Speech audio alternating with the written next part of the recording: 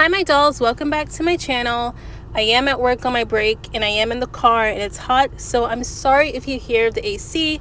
But yeah, today we have a special project. We're just going to be making a dresser, but not just any dresser. We're going to be making Feyre's dresser from A Court of Thorns and Roses, and there's some very specific elements to this dresser, so yeah. However, if you just want to make a regular dresser, follow along. I've cut out two pieces of 4.5 by 6 pieces.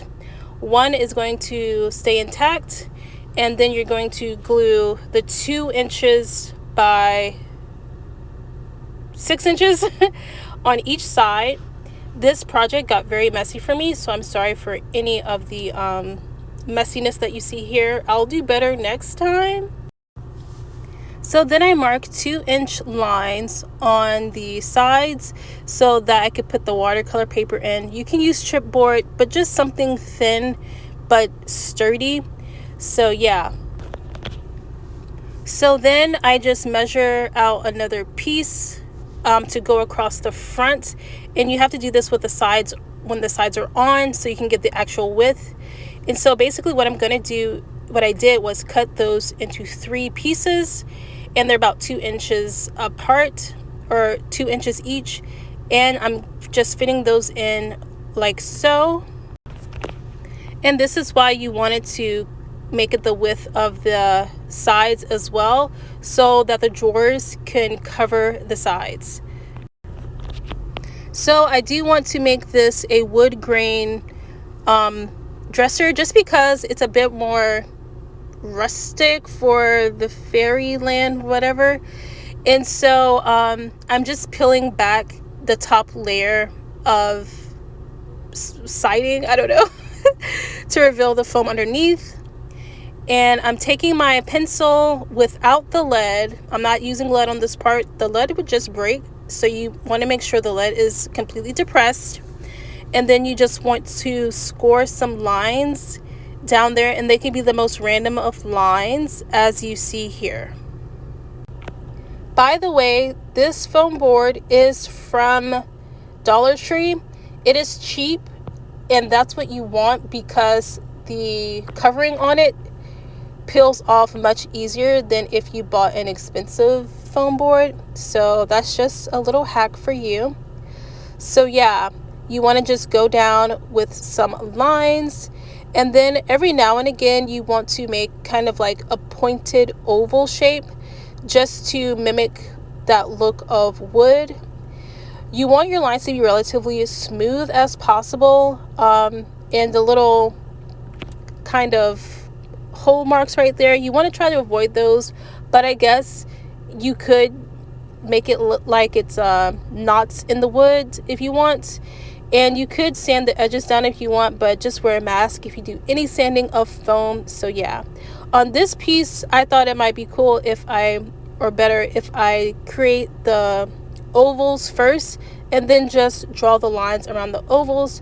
I do like how it came out. It pretty much looks the same, but I still like it a little bit better. So then I think this is the second 4 by 6 piece that I have, and I'm gonna cut those into 3, and those are going to be the bottoms of my drawers. So basically what I did was I put the bottom of the drawer inside of where I wanted the drawer to be, and then I did a little mark on the protrusion because you want to cut the protrusion off, because that's where the drawer is going to be. Like the drawer face itself is going to be the protrusion, if that makes any sense. So you want to cut that off, and then I ran glue along it and just put that on top of it, and then I pulled it out.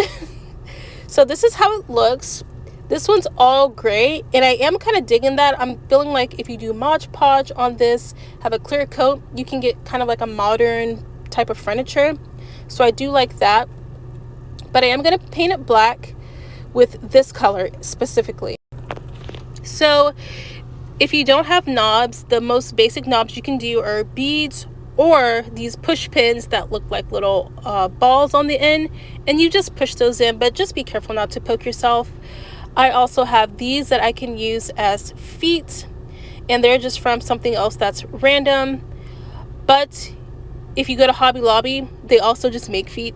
So I found out from another video, and I'll try to put it on here, that the dresser goes with an iron bed.